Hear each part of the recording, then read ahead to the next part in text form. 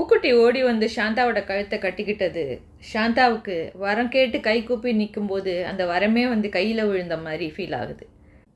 இருந்தாலும் அதை காமிச்சிக்காம இது எத்தனை நாளா என்னை இப்படி வேவு பார்க்குறது அப்படின்னு செல்லமாக கோச்சிக்கிறாங்க. அடுத்த அரை மணி நேரம் சாந்தாவுக்கும் பூக்குட்டிக்குமான ஒரு அருமையான நேரமாக அமையுது. அவங்க ரெண்டு பேரும் ஒருத்தரோட ஒருத்தர் கொஞ்சி கொலாவை கண்ணத்தோட கண்ணை வச்சு ஃபோட்டோ எடுத்து அதை சாந்தாவோட ஃபோனில் ஸ்க்ரீன் சேவராக சேவ் பண்ணி அவங்க கையில் கொடுத்துன்னு அப்படியே நேரம் பஞ்சா பறக்குது.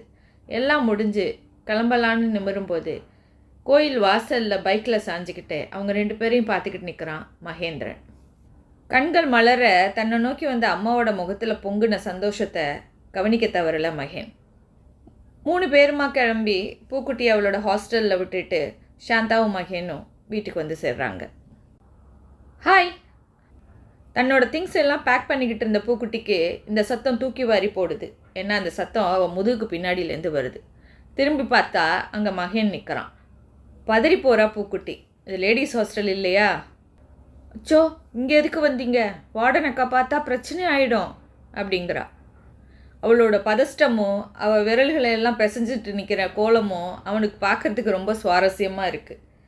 என்ன பண்ணிடுவாங்க உங்கள் வார்டனக்கா? கூப்பிடு, அறையும் நான் பார்க்குறேன் அப்படின்னு சொல்கிறான் அவன். அந்த டைம் அந்த வார்டனக்காவே சிரிப்போடு அந்த ரூமுக்குள்ளே வர்றாங்க. இதே மாதிரி தான் சார் இங்கே எல்லா ரூமோட சைஸும். மொத்தம் 3 ஃப்ளோருக்கு 8 ரூமு, அப்புறம் பாத்ரூமு, காம்பவுண்ட் வால், அவ்வளோதான் அப்படின்னு சொல்கிறாங்க. அங்கே கிடந்த நாற்காலியை தள்ளி போட்டுட்டு தன்கிட்ட இருந்த டேப்பால் ரூமோட சைஸை மெஷர் பண்ண ஆரம்பிக்கிறான் மகேந்திரன். வார்டன் அங்கேருந்து நகர்ந்ததுக்கப்புறம் கட்டிலில் உட்காந்துக்கிட்டு கண்களை உருட்டி உருட்டி தன்னை பார்த்துட்டு இருந்த பூக்குட்டியை சிரிப்போடு பார்க்குறான். என்னவா பூக்குட்டிக்கு அப்படின்னு கேட்குறான். இல்லை, இதுக்கு தான் வந்திருக்கீங்கன்னு என்கிட்ட அப்போவே சொல்லியிருக்க வேண்டியது தானே அப்படிங்கிறா. வேறு எதுக்கு உன் ரூமுக்கு வந்திருப்பேன்னு நீ நினச்ச அப்படின்னு கேட்டுக்கிட்டே குருன்னு அவளை பார்க்குறான். அவளுக்கு தான் பேசவே வரல. ரூமுக்குள்ளே உட்காந்து கண்ணை மூடி அந்த புது பெயிண்ட் வாசத்தை அனுபவிச்சுட்டு உட்காந்துருக்கா பூக்குட்டி. அவளுக்கு என்னமோ அந்த ரூமுக்கு மட்டும் தனியாக கேர் எடுத்து வேலை பார்த்து கொடுத்துருக்க மாதிரி ஒரு ஃபீல் வருது. கடந்த 23 வருஷமாக அவளுக்கு நினைவு தெரிஞ்சதுலேருந்து ஹாஸ்டல் வாசம்தான். முன்னாடியெல்லாம் அது பெருசாக அவளுக்கு ஒன்றும் தோணாது. ஆனால் இப்போ மனசு எதையோ விரும்புது. பூக்குட்டி அப்படிங்கிற குரல் கேட்டு நிமிர்ந்து பார்க்குறா. சாந்தா கையில் கூடையோடு நின்றுட்டுருக்காங்க. முகம் முழுவதும் புன்னகை மத்தாப்பா செதற ஓடி வந்து அவங்க கழுத்தை கட்டிக்கிறா பூக்குட்டி. ரூமுக்கு புதுசாக பெயிண்ட் அடிச்சிருக்காமே, மகேன் தான் அடித்தானாமே. அவர் அடிக்கல அத்தம்மா, ஆளுங்க அடித்தாங்க. அவர் சட்டமாக நின்றுக்கிட்டு இப்படி அடி அப்படி அடின்னு நாட்டாமல் வேலை பார்த்தார் அப்படின்னு அவள் கேலி செஞ்சோன்னிக்கும் சாந்தா முறைச்சிக்கிட்டே வந்து உட்காடுறாங்க. இந்த கலரு மகேனுக்கு ரொம்ப பிடிச்ச கலர் பூக்குட்டி அப்படின்னு சொல்லிக்கிட்டே அப்படியே சுவர்கள் அளந்துக்கிட்டே இப்படி திரும்புகிறவங்க கண்ணில் சாந்தா கையில் குழந்தையா பூக்குட்டி இருக்கிற ஃபோட்டோ மாட்டியிருக்கிறத பார்க்குறாங்க. பெற்றவங்க ஃபோட்டோ கூட இல்லாததுனால தன்னோட ஃபோட்டோவை மாட்டி வச்சுருக்க அந்த பாசத்துக்காகவே சாந்தா அங்கே அடிக்கடி வர்றதுண்டு. அத்தம்மா, அடுத்த வாரம் இயர் எண்டு முடிஞ்சதுக்கப்புறம் 3 நாள் லீவ் வருது அப்படின்னு சொன்னவ மேலே எதுவும் பேசாமல் சாந்தாவோட முகத்தையே பார்த்துட்டு உட்காந்துருக்கா. சாந்தாவுக்கு மனசு கனத்து போகுது. உறவும் இல்லாமல் பகையும் இல்லாமல் இருக்கிற இந்த உறவுக்கு என்ன பேர்னு கூட அவருக்கு தெரியலை. உண்மையில் பூக்குட்டி ரொம்ப புத்திசாலி. தன்னால் மற்றவங்களுக்கு, குறிப்பாக சாந்தாவுக்கு எந்த ஒரு தொந்தரவும் வந்துடக்கூடாது அப்படிங்கிறதுல ரொம்ப தெளிவாக இருக்கிறவ. இப்போ கூட ஞாபகம் இருக்குது, 10வது படிக்கிறப்போ பெரிய பொண்ணாயிட்டா அப்படின்னு ஹாஸ்டல்லேருந்து வீட்டுக்கு கூட்டிகிட்டு போங்கன்னு சொல்லி தகவல் வந்தது. பரமானந்தத்தோட முக சுளிப்பையும் புறக்கணிப்பையும் கண்டுக்காமல் ஓடி போய் பூக்குட்டியை வீட்டுக்கு அழைச்சிட்டு வந்திருந்தாங்க சாந்தா. பரமானந்தத்தோட கோபமும் அவரோட அம்மா விசாலத்தோட ஏச்சும் பேச்சையும் பொருட்படுத்தாமல் அதை பூக்குட்டியோட காதில் விழாமல் பாதுகாக்கிறதுக்கு சாந்தா பட்ட பாடு கொஞ்சம் நஞ்சம் இல்லை. அத்தனை வழியையும் பகலில் மறைச்சிக்கிட்டு நைட்டில் அவங்க தலகாணியை நினைக்கிறத பொய் தூங்கின பூக்குட்டி கவனிச்சிட்டு அங்கே இருந்த யாரையுமே வெறுக்காமல் தானாகவே விலகி போனான். பூக்குட்டி, சாந்தாவோட குரல் தழுக்குது. வீட்டுக்கு வரியா? அவங்க பாட்டுக்கு ஒரு பக்கம் இருக்கட்டும், நாம் ஒரு பக்கம் இருப்போம். சாந்தாவோட கண்களே பார்க்குறவ சிரிக்கிறா. பாட்டிக்காக பயந்துட்டெல்லாம் நான் அங்கே வராமல் இல்லை அத்தம்மா. நான் அங்கே வந்தால் உங்களுக்கும் மாமாவுக்கும் சின்ன சின்னதாக மன வருத்தம் வருது இல்லையா, அது எனக்கு பிடிக்கல அப்படின்னு சாந்தாவோட கையை எடுத்து தன்னோட கையில் வச்சுக்கிட்டு சொல்கிறான். ஆனால் நீ வந்த பிறகு தான் என் உலகம் ரொம்ப மாறி இருக்கு பூக்குட்டி, அதெல்லாம் உனக்கு புரியாது அப்படின்னு சொல்லிட்டு அவள் விரலில் நெட்டி எடுக்கிறாங்க சாந்தா. சரி, லீவ் விடுறதுக்கு நாள் சொல்லு, நாம் 2 பேரும் எங்கேயாவது போயிட்டு வருவோம் அப்படின்னு சொல்லிட்டு இருக்கும்போதே பூக்குட்டியோட ஃபோன் அலறுது. அவள் பேரை சொல்லி அவளுக்கு ஆன்லைனில் பர்ச்சேஸ் வந்திருக்கிறதா சொல்லி அவளோட அட்ரஸை விசாரிக்கிறாங்க.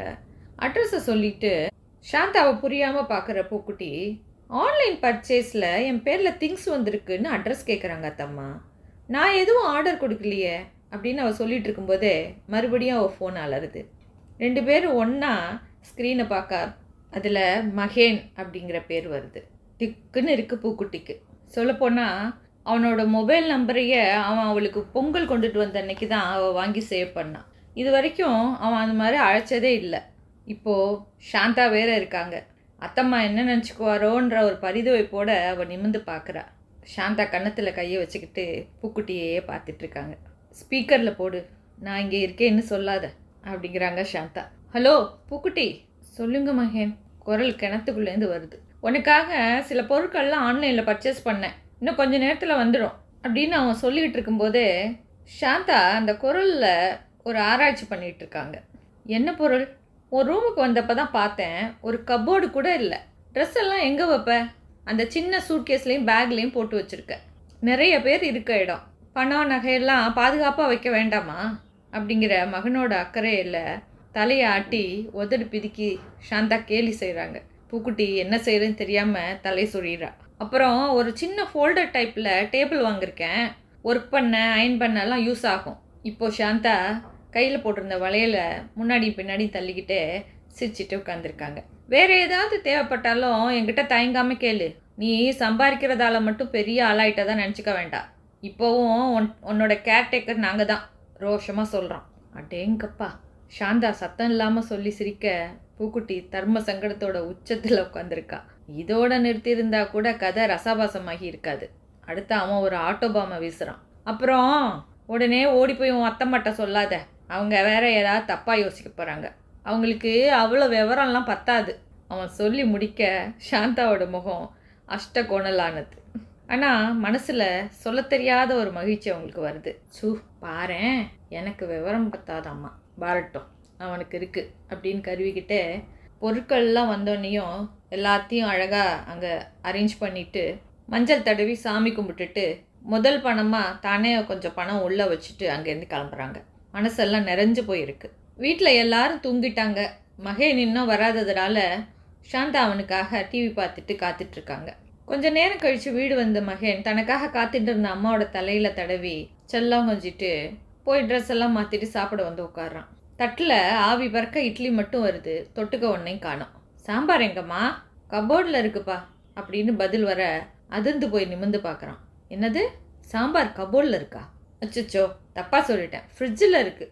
எதை பார்த்தாலும் எனக்கு கபோர்டாகவே தெரியுது கண்ணுக்கு அப்படின்னு சொல்லிட்டு எழுந்திரிச்சு போகிறார். அப்போ மட்டும் இல்லை, மறுநாளும் அவன் எதை கேட்டாலும் கபோர்டு தான் முந்திக்கிட்டு வருது. மகேனுக்கு தெளிவாக தெரியுது அம்மாவுக்கு விஷயம் தெரிஞ்சிருக்குன்னு. ஈவினிங் ஆஃபீஸ்லேருந்து வந்தவன் நேராக மொட்டை மாடியில் காஞ்ச துணியை மடிச்சிட்டு இருந்த அம்மா முன்னாடி வந்து நிற்கிறான். என்னம்மா துணியெல்லாம் இங்கேயே போட்டு மடிச்சிட்டு இருக்கீங்க? மடித்தா தானே தம்பி கபோர்டில் வைக்க முடியும், அப்படியே வைக்க முடியும் அப்படிங்கிறாரு மறுபடியும் சளைக்காம. கையை தலைக்கு மேலே ஒசத்தி ஒரு பெரிய கும்பிடு போடுறான் மகன். அம்மா தாயே, அந்த கபோர்டு விஷயம் உங்களுக்கு தெரியும்னு எனக்கு தெரிஞ்சாச்சு. இத்தனை கபோர்டுகளையும் ஒன்றா என் தலையில் சுமத்துனா என்னால் பாரம் தாங்க முடியலை, ப்ளீஸ் விட்டுருங்க அப்படிங்கிறான். சரி, மேற்கொண்டு பேசு அப்படிங்கிற மாதிரி சாந்தா புன்னகையோட அவனை ஏறிட்டு பார்க்குறாங்க. எங்கள் கம்பெனி நடத்தின மார்க்கெட்டிங் கண்டெஸ்ட்டில் பூக்குட்டியோட ஓனர் ஜெயித்ததால் அவங்களுக்கு ஒரு பெயிண்டிங் ஆஃபர் இருந்துச்சு. அதுக்காக போனப்போ தான் அவளோட ரூமை பார்த்தேன். எதுவுமே இல்லைம்மாங்க, அத்தியாவசிய தேவைக்கான பொருட்கள் கூட அவகிட்ட இல்லை. அதான் கபோர்டு வாங்கி தந்தேன். கேட்டுட்டு செஞ்சால் கண்டிப்பாக வாங்கிக்க மாட்டா, அதான் வாங்கிட்டு சொன்னேன். எனக்கு இப்படி மறைச்சு செய்யணுன்னுலாம் ஆசை இல்லைம்மா, ஆனால் சொன்னால் என் நோக்கத்தில் இருக்க நியாயம் புரியுமான்னு தெரியல அப்படின்னு மென்மையாக தாய்கிட்ட புரிய வைக்கிறான். சாந்தாவுக்கு மனசு பூரிச்சு போகுது. கையை நீட்டி மகனோட தலையை ஆசையாக கோதி கொடுக்குறார். ரொம்ப பெருமையாக இருக்குது மகன். உண்மையை சொன்னால் ஒரு பொண்ணோட பொறுப்பை சுமக்கிறது சாதாரண விஷயம் இல்லை. அன்பையும் தரணும், பாதுகாப்பையும் தரணும். அதே சமயம் அந்த ரெண்டையும் அவங்க எந்த பார்வையில் உள்வாங்குறாங்க அப்படிங்கிறதும் முக்கியம். ஏன்னா அவங்கள பொறுத்த வரைக்கும் அதுதான் நம்ம. முன்னாடிலாம் எனக்கு அப்புறம் பூக்குட்டிக்கு யார் இருக்கான்னு ஒரு கவலை மனசை அரிச்சிக்கிட்டே இருக்கும். ஆனால் இப்போது இந்த நிமிஷம் நான் இல்லைன்னாலும் பூக்குட்டியை நீ கவனிச்சிக்குவேன்னு எனக்கு ரொம்ப நிம்மதியாக இருக்குது. மாடிக்கு போன மனைவியையும் காணோம், அவளை தேடிக்கிட்டு போன மகனையும் காணோமேன்னு மேலே வந்த பரமானந்தத்தோட காதில் அந்த கடைசி 2 வரிகள் மட்டும் சரியாக விழுது. கொண்டு வந்து வச்ச சப்பாத்தியில் பேருக்கு ஒன்றை மட்டும் சாப்பிட்டுட்டு எழுந்துக்கிட்டார் அவர். அவரோட முகத்தில் குறுக்கு மறுக்கா ஓடிய குழப்பரகையை சாந்தாவும் கவனிச்சிட்டு தான் இருந்தாங்க. சாப்பிட்டுட்டு ஃபோனை எடுத்துக்கிட்டு வெளியில் போய் உக்காந்துக்கிட்டார்.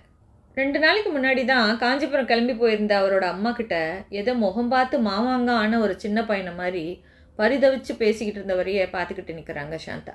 சாந்தா கொண்டு வந்து நீட்டின பாலை வாங்கிக்கிட்டவர் எதுவுமே பேசாமல் பாலையே வெறிச்சு பார்த்துட்ருக்கிறார். சாந்தாவுக்கு தான் அதுக்கு மேலேயும் பொறுமையாக இருக்க முடியல. ஏதாவது உடம்புக்கு பண்ணுதா? நல்லாவே சாப்பிடலையே அப்படின்னு விசாரிக்கிறாங்க தவிப்போட. அதெல்லாம் எதுவும் இல்லை. சாயந்தரம் ஃப்ரெண்டு ஒருத்தர் வந்திருந்தார் காஞ்சிபுரத்துலேருந்து. அவர் கூட சேர்ந்து டிஃபன் சாப்பிட்டேன். ஊர்க்காரர்னா வீட்டுக்கு அழைச்சிட்டு வந்திருக்கலாம்ல, ஏன் கடையிலே பேசி அனுப்பிட்டீங்க? அதுக்கு பதில் கிடையாது.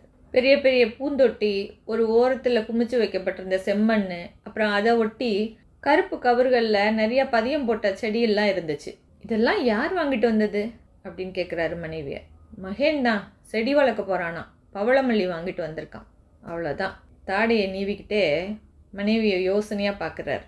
கிட்டத்தட்ட 20 வருஷத்துக்கு பிறகு பவளமல்லி வீட்டுக்குள்ளே வருது.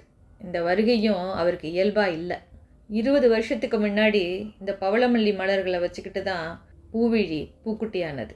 இதோ இன்னைக்கு மகேன் வாங்கிட்டு வந்திருக்கான். நீ எதுவும் சொன்னியா அப்படின்னாரு யோசனையோட. நான் எதுக்கு சொல்ல போகிறேன், மூட்டு ஒலியோட இதையெல்லாம் பார்க்குற நிலைமையிலையா இருக்கேன். அவனா வாங்கிட்டு வந்திருக்கான் அப்படின்னு சொல்லிக்கிட்டே உள்ளே போயிட்டாங்க சாந்தா. நைட்டு பெட்டில் வந்து படுத்தும் தூக்கமே வரல பரமானந்தத்துக்கு. ஏதேதோ தேவையில்லாத சிந்தனைகள்லாம் வருது. காலையில் ஏதோ ஒரு தீர்மானத்துக்கு வந்தவரா தூங்கினார்.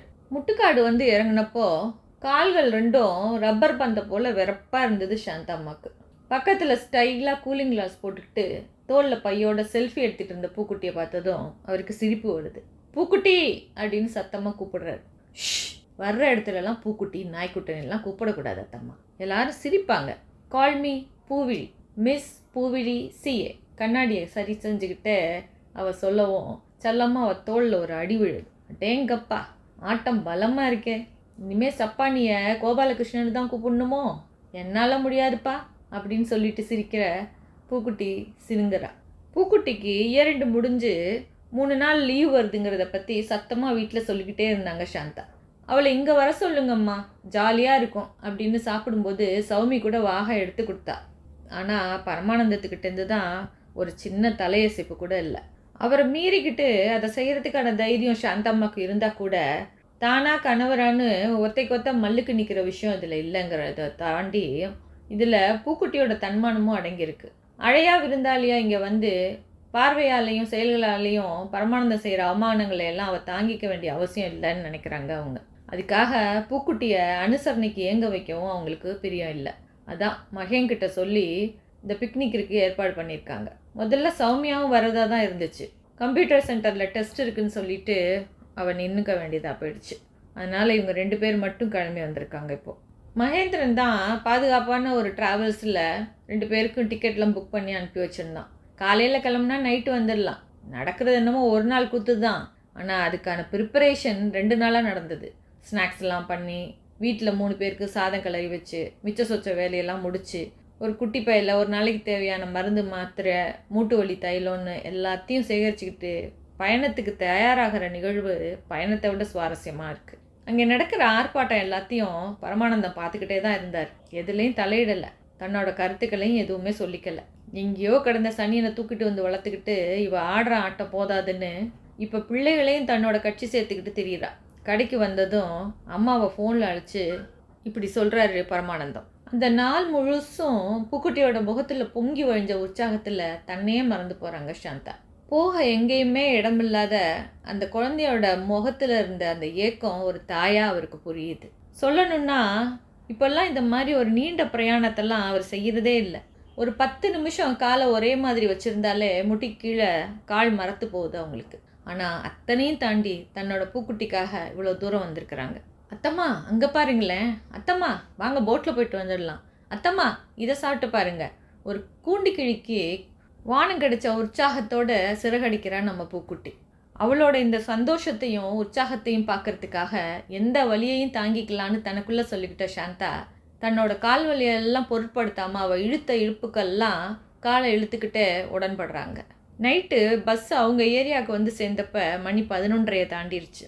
அந்த நேரத்தில் பைக்கை வச்சுக்கிட்டு அங்கே வந்து வெயிட் பண்ணிட்டு இருந்த தன் பையனை பார்த்து பெத்தவளுக்கு அத்தனை பெருமிதமாக இருக்குது அவனோட அந்த அக்கறையில். இவங்களோட வீட்டை தாண்டி தான் பூக்குட்டியோட ஹாஸ்டலுக்கு போகணும். வழக்கமாக பூக்குட்டியை இறக்கி விட்டுட்டு தான் சாந்தாவும் மகேனும் வீட்டுக்கு போவாங்க. ஆனால் இன்றைக்கி சாந்தா இயற்கை உபாதையோட அவசரத்தில் இருந்ததுனால வீட்டு பக்கத்தில் வரும்போதே வண்டியை நிறுத்த சொல்லிடுறாங்க. 3 பேர் அங்கே வந்ததை பார்த்த பரமானந்தம் வாசலில் உட்காந்துருந்தவர் எழுந்து வந்து கேட்டை பிடிச்சிட்டு அமைதியாக நிற்கிறாரு. சாந்தா மகேனை பார்த்து, மகேன் நான் இறங்கிக்கிறேன், நீ பூக்குட்டி ஹாஸ்டலில் விட்டுட்டு வந்துடு அப்படிங்கிறாங்க. அம்மாவோட முகத்தில் வழிஞ்ச அந்த அவஸ்தை அவனுக்கு புரியுது. தலையை சுச்சிட்டு வண்டி எடுக்கிறான். வண்டி கண்ணை விட்டு மறையிற வரைக்கும் பார்த்துட்டு அங்கேயே நிற்கிறாரு பரமானந்தம். உள்ளே புகையிற எரிமலையோட கனப்பு அவரோட கண்களில் தெரியுது. ஆனால் இது எதையும் கவனிக்கிற நிலைமையில் சாந்தா தான் இல்லை. எப்போயோ அவங்க உள்ளே போயிட்டாங்க. பூக்குட்டியை இறக்கி விட்ட மகன் அவள் தலை மேல்மாடி வறண்டாவில் தெரிகிற வரைக்கும் திரும்பி போகாமல் அங்கேயே நின்று பார்த்துட்டு இருந்துட்டு அதுக்கு பிறகு வண்டியை எடுக்கிறான். மறுநாள் முழுசும் சாந்தாவால் கண்ணையே திறக்க முடியலை. ஒரு நாள் முழுசும் சுற்றி பார்த்துட்டு வந்தது அவங்களோட 2 கால்களும் தூண் மாதிரி வீங்கி இருந்துச்சு. வலி அசதி ரெண்டும் சேர்ந்து அவங்கள ஜுரத்தில் தள்ளிடுச்சு. அமைதியாக இருந்த அடுப்படியை பார்த்துட்டு உள்ளே எட்டி பார்த்த பரமானந்தம் என்னன்னு கேட்குறார். ரொம்ப முடியல, காலை அசைக்க கூட முடியலை அப்படிங்கிற பரிதாபமாக. சரி சமைக்கலாம் வேண்டாம், சௌமிக்கிட்ட சொல்லி கஞ்சி வச்சு தர சொல்லி சாப்பிடு, நான் கடையில் பார்த்துக்கிறேன் அப்படின்னு சொல்லிட்டு போயிட்டார். மகளை ரசம் சாதம் வைக்க சொல்லி அதுக்கு அவள் 1000 தடவை சந்தேகம் கேட்டு அவங்கள தூங்க விடாமல் எழுப்பி எழுப்பி உயிரெடுத்ததில்ல. ஒரு கட்டத்தில் வலியும் காய்ச்சலும் சேர்ந்து வயிற்ற பரட்டி ஊக்களிச்சிக்கிட்டு வாந்தி வருது சாந்தாவுக்கு. அடுத்தடுத்து 3 முறை வாந்தி எடுத்த உடனேயும் பயந்துக்கிட்டு சௌமியா மகேனுக்கு அழைச்சி விஷயத்த சொல்லிட்டான். அவன் காலையில் கிளம்பும் போதே ஜுரத்தில் தான் இருந்தார் அப்படின்னாலும் இத்தனை பயமுறுத்தும்படி இல்லை. உடனே பதறி அடிச்சுட்டு வந்தவன் அம்மாவை ஹாஸ்பிட்டலுக்கு அழைச்சிட்டு போகிறான். 3 பாட்டில் குளுக்கோஸ்களை குடித்த பிறகு தான் சாந்தாவோட நரம்பெல்லாம் மெல்ல நிமிருது. வீட்டுக்கு டிஸ்சார்ஜ் பண்ணி கூட்டிகிட்டு வரும்போது நைட்டு மணி 9. மனைவியோட ஓஞ்சு போன தோற்றம் பரமானந்தத்துக்கு மனசு ரொம்ப கஷ்டமாக தான் இருக்குது. ஆனால் எதுவும் பேசலை. சாந்தாவை கைத்தாங்கள அழைச்சிட்டு வந்து படுக்கையில் படுக்க வைக்கிறான் மகன். ஏன்னு காரணம் தெரியாமல் பரமானந்தத்துக்கு கோபமாக வருது. மக சௌமி கொண்டு வந்து வச்ச ரசம் சாதம் வாய்க்கு விளங்காமல் இருக்கிறதுனால வேகமாக எழுந்து வெளியே போய் உட்காந்துக்கிறார். படுத்துக்கிட்டே அதெல்லாம் பார்த்த சாந்தாவுக்கு மனசு ரொம்ப கவலைப்படுது. அப்பாவுக்கு பால் எடுத்துக்கிட்டு வந்து கொடுத்த மகன்கிட்ட அவர் கோபமெல்லாம் திரும்புது. ஏன்பா சாப்பிடல, சௌமி இவ்வளோ செஞ்சதே பெருசு தான்ப்பா அப்படிங்கிறான் அவன் மென்மையாக. கல்யாண வயசில் நிற்கிற பொண்ணுக்கு சமைக்க தெரியல, வீட்டை பொறுப்பாக கவனிக்க வேண்டிய அம்மாவுக்கு தன் குழந்தைங்கள ஆளாக்குறதோட எங்கேருந்தோ வந்த பொண்ணு மேலே தான் கடமை ஜாஸ்தியாக இருக்குது. கால் வலின்னு நடக்கவே அத்தனை கஷ்டப்பட்டுட்டு இருக்கும்போது அந்த பொண்ணை கூட்டிகிட்டு எதுக்கு ஊர் சுத்த போகணும்? இதெல்லாம் தேவையா? நான் இந்த வீட்டில் எதையும் கேள்வி கேட்குறதில்ல. ஏன்னா என் கேள்விக்கெல்லாம் எங்கே மரியாதை இருக்குது? இத்தனை பிரச்சனைகளுக்கும் பின்னாடி இருக்கிற ஒரே பேர் பூக்குட்டி அப்படின்னு அவர் சொல்லிட்டு தலையை நிமிர்ற அந்த நிமிஷம் சரியாக பூக்குட்டி கேட்டு பக்கத்தில் வந்து நிற்கிறார். காலையிலேருந்து சாந்தாவோட நம்பருக்கு திரும்ப திரும்ப அடித்து பார்த்தவ அவங்க எடுக்கலை அப்படின்னோன்னையும் கொஞ்சம் பயந்து போய் ஒரு 5 நிமிஷத்துக்கு முன்னாடி தான் சௌமியோட நம்பருக்கு அடித்தா. சௌமி ஃபோன் எடுத்து அம்மாவுக்கு முடியலைன்னு முடிக்கிறதுக்கு முன்னாடியே பறந்து அடிச்சுக்கிட்டு வந்து இங்கே நிற்கிறவ காதில் பரமானந்தத்தோட வார்த்தைகள் விழுது. அவளோட நெஞ்ச முள்ளா கிழிக்குது. என்ன வேணும் அப்படிங்கிறாரு ஈரமில்லாத குரலில். அத்தம்மாவுக்கு என்னாச்சு அப்படிங்கிறா ஒரு தவிப்போட. உனக்கு அவசியம் சொல்லணுமோ? அவளுக்கு 1008 உபாதை, அப்படிப்பட்டவளை அழைச்சிட்டு ஊர் சுற்றிட்டு இருக்க. இதுவே பெத்த பிள்ளையாக இருந்தால் இப்படிலாம் செய்வாங்களா? அவர் சொல்ல தாங்க முடியாமல் உதடு கடித்து அழுகையை அடக்கிறா பூக்குட்டி. பா அப்படிங்கிற மகனோட குரலுக்கெல்லாம் அவர்கிட்ட மதிப்பே இல்லை. இப்போ எதுக்கு வந்த? அவளை பார்க்கவா இல்லை இந்த நேரங்கட்ட நேரத்தில் வந்தால் தான் திரும்பி போகும்போது என் பிள்ளை கூட பைக்கில் போகலான்ற ஆசை இல்லையா அப்படின்னு படம் எடுத்த நாகமாக அவர் கொத்துன ஒரு கொத்தில் வீறிட்டுக்கிட்டு வந்த அழுகையை அடக்க முடியாமல் விசும்பி விசும்பி தெருவில் நின்று அழுதவளை யார் பார்த்தாலும் அவங்க மனசு கரையும். அப்பா என்ன பேசிகிட்டு இருக்கீங்க? கோவமாக கத்தின மகனை அவர் பொருட்படுத்தவே இல்லை. அப்படியே எழுந்து உள்ளே போகிறாரு. அழறவளை தேத்துறதா இல்லை உள்ளே அழைக்கிறதான்னு தெரியாமல் அவன் நின்றுட்டு இருக்கும்போது எதுக்குமே வாய்ப்பே தராமல் அங்கேருந்து போயிருந்தா பூக்குட்டி. சாந்தா பழையபடி எழுந்து உட்கார முழுசாக 2 நாள் பிடிச்சிச்சு. சாந்தா முடியாமல் படுத்த அடுத்த நாளே அவங்களோட மாமியார் விசாலம் வீட்டுக்கு வந்ததுனால சாப்பாட்டு பிரச்சனை ஒரு வழியாக தீர்ந்தது. ஆனாலும் பரமானந்தமும் விசாலமும் மத்தளமாக கொட்டிக்கிட்டே இருந்தாங்க. அதெல்லாம் சாந்தாவை எந்த விதத்துலையும் பாதிக்கலை. ஆனால் 2 நாளாக பூக்குட்டிக்கிட்டேருந்து காலே வரல. சாந்தா அழைச்சப்பையும் அவள் அதை எடுக்கலை அப்படிங்கிறது தான் அவங்க மனசில் இருந்த ஒரே ஒரு விஷயமா இருந்தது. சௌமியை கூப்பிட்டு விசாரித்தப்ப அவள் நடந்ததெல்லாம் சொல்லிட்டா. இதோட தொடர்ச்சியை 3வது வீடியோவில் பார்க்கலாம்.